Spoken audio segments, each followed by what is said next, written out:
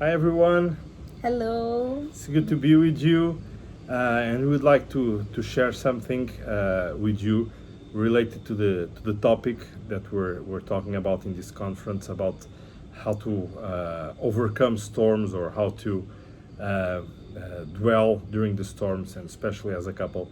And the Bible text that gives us the context. It's a very well known episode when Jesus goes into the boat with all his disciples, and then that awful storm comes in, and they get all despaired until they wake up Jesus, who was sleeping during the storm. And after that, he gives order, and the wind is quiet, and the water and the storm itself has ended. So it's a very well known episode, and we would like to share with you for brief moments some key thoughts for our marriages regarding this topic. And we thought mainly about three things. And the first one is this: crossing the lake was something ordinary. I mean, for them, crossing the lake, when we read the story, we know what's going to happen. We get all excited or enthusiastic about it or apprehensive. But for them was just another ordinary day. So one of the things that we as a couple have found out and have worked with other couples is that the most common things that happen to us are common. Imagine that. It's the ordinary, it's not the extraordinary that shapes our marriage. So the thing that happened with disciples, the kind of things that happen to us, I mean, these storms or these kind of episodes, they just happen in our daily lives. It's not something extraordinary. It's not something that you see it coming. It's just something that in your daily basis you see that. And what we sense is that for us as couples, most of our struggles, most of our hard times, they come in times that we would think about as ordinaries. I mean, nothing strange happening. For us as a couple, that has happened a lot. I mean, during a ordinary pregnancy that was supposed to be simple, during a routine health exam. So those are the kind of moments where we see our life many times turned upside down, sorry, because of things that happen. But for them, this was ordinary, and it's important because of what we can see afterwards. The Bible text says that the storm came suddenly. And Jude, this is usually how it happens, right? Yes, it's never, you are not expecting it. So it's something that when it comes, you are just living your life, and so you're not really expecting it at all. And this is the way that the storms naturally they come. So everything it's okay, and then a huge storm comes. Without a warning, without any red light, it just happens. So when it happens, how can we tackle it? And now we're thinking as couples within our ministry to work with couples and to strengthen marriages. An idea or a comparison I had in mind, maybe it's not the most accurate, but it's like the return of Jesus, you know? You don't know when it happens, but you are certain that it will come. So this is how storms come into our lives. So what we need to do? The thing that we think about is that you need to be prepared in advance. But how can you prepare in advance for something unexpected? I think the first thing we need to have it's big roots. Big roots, it's how you say, raízes? Roots, yeah. Because when you see a tree in the middle of a big storm, the ones that don't have big roots, they just fly away. But if you have big roots, yes, you can be shaken. Yes, you can lose some fruits. Yes, you can be broken, but you won't die. And thinking in our marriage and ministry and family life, we need to have big roots in everything. Yeah, but roots, they don't grow overnight. Yes. So one of the things that, there are three or four that we want to mention to you in this short amount of time. But the thing about being prepared for a storm is that you have to always be ready. If you can see it coming, if you don't know it's coming, you have to always be ready. And we thought about four things that we can share with you today that can, we hope, help you to be prepared. And the first one is invest in yourself. And when I mean in yourself, I mean in yourself, in your marriage, in both of you. Plant the seeds on a good day. I mean, you can't plant the seeds on a stormy day. Yeah. You can't invest on a stormy day. I mean, sometimes storm can come, it can be finance, it can be health, but it can also be marriage issues. And how can we plant the seed? Personality issues, that we are different people. We have that a lot. We have different personalities. We think many ways differently, but we have many seeds planted through all of our marriage. Yeah. And those seeds are the ones that grow some roots. Yeah, so when the shock comes, when the storm comes, if you don't have them planted already, it will probably be too late to do it. So invest in you, invest in yourself, invest in your marriage. On the good days, that's a good way to be prepared for a storm. The second thing, and it's connected to this one, is that deal with the issues on the sunny days, so they won't come after you on the stormy days. I mean, what do we mean by that?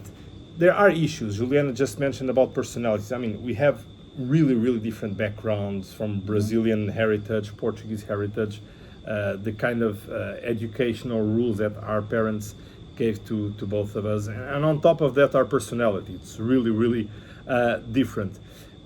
And when a storm comes, when a hard time comes to your marriage, usually what happens is that these two extremes, they got more and more separate. I mean, it's a very huge tension. So if you haven't dealt with that, if that's the sort of thing, we have an expression in Portuguese that says you just put it under the rug. So you're cleaning the house, you don't want to throw the garbage away, just put it under the rug, no one can see it.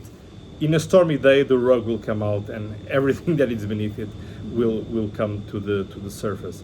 So, and it's not a good time to deal with that. Mm-hmm. One thing that we have tried to our best to do in our marriage and in our spiritual life as an whole is that we don't ever take any hard or any kind of important decisions on a stormy day.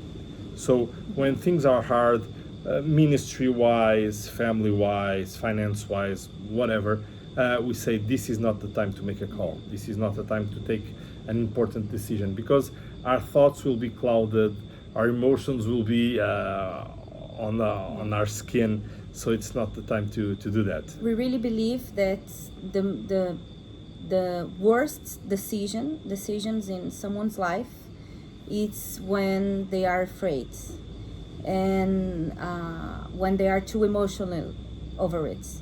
So if you think about it, in all of the decisions that you have made so far, the worst ones that you have made or said, it was in fear or with your emotions.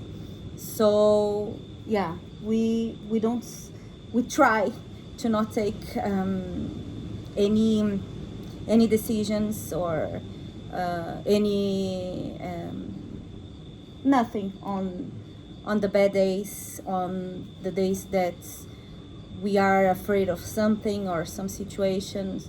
We just hold on each other and in Jesus, and yeah, we don't on those days we never ever take any decisions. Mm-hmm. Yeah, the third thing, and that's the one that you are more passionate Yes. about, dream a dream. I think that's kind of a song that says that, but that's okay.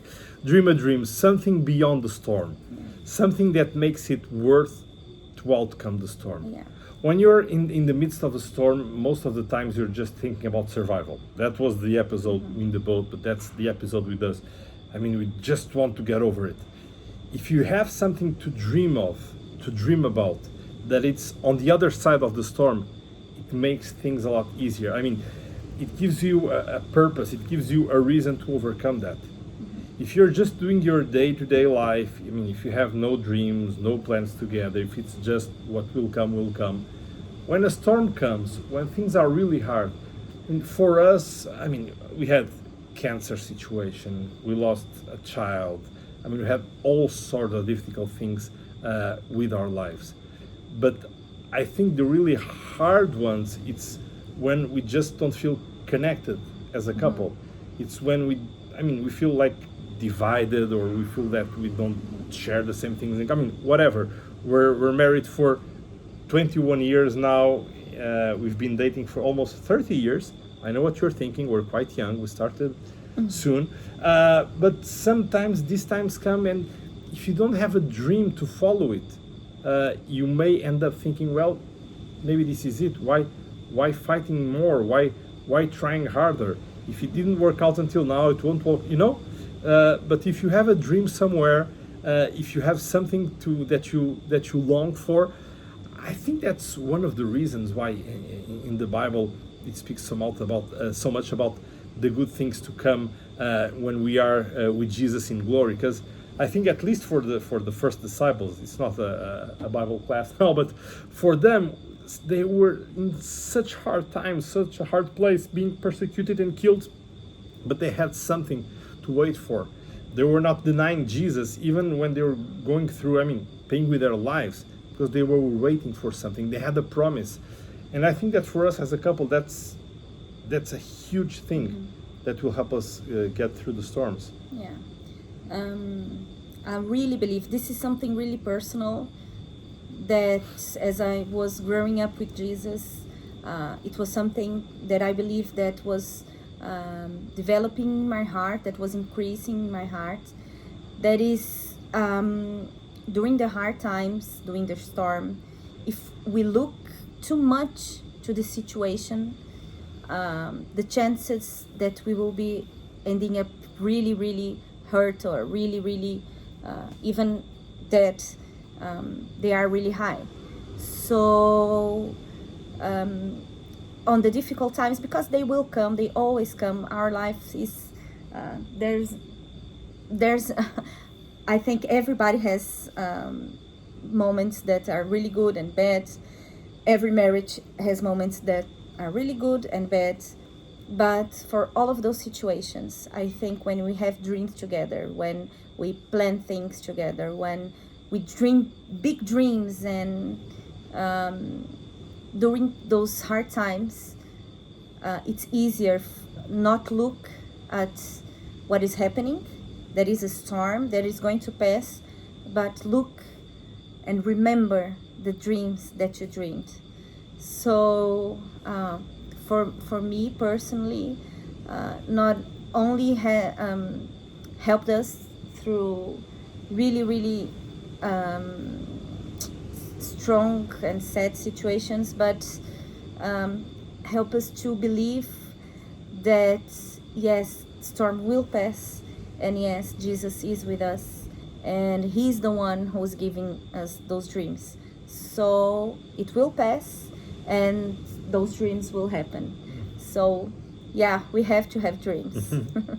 Yeah, and you started it already, but the fourth thing we would like to say, it seems obvious, but invite Jesus to the boat. And we're thinking now about the episode of the Gospel of Mark that we read.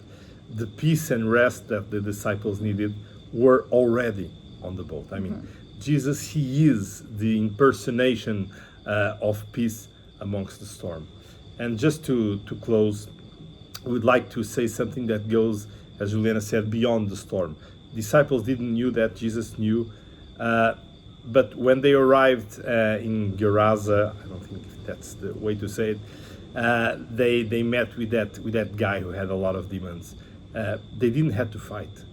The battle was already won. I mean, it's amazing. If you read the text, it's there. The demons were asking to be cast away. They were just asking, okay, don't throw us to other land, just throw us to the pigs. But they already gave up any hope of winning, of overcoming the presence of Jesus and disciples. And this shows us something really, really important, and we want to close with this. The battle was won in the storm. The battle wasn't won after it. The battle wasn't won before. Before that was the preparation that we spoke about. But the battle was won in the storm. The storm is a really good place to reach out to Jesus and come out victorious. So when you're dealing with your own storms in your marriage, when you're helping couples that are dealing with their own storms, always remind them or yourself of this. Many times it's during the storms that you will find an amazing peace in Jesus. Many times during the storms you'll find a different revelation of who God is, and many times during the storms you will be more bounded, more closely together as a couple. So it's not something that we hope for. It's not something that we can avoid at all in our lives. Storms will come, but as couples we are well equipped to overcome them. Yes.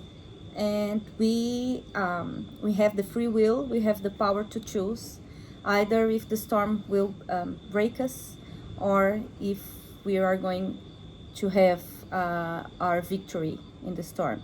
Either if the storm will leave us some marks or not accomplish our goal and lose our faith and wanting to give up, or if the storm, it was the place that we won the battle.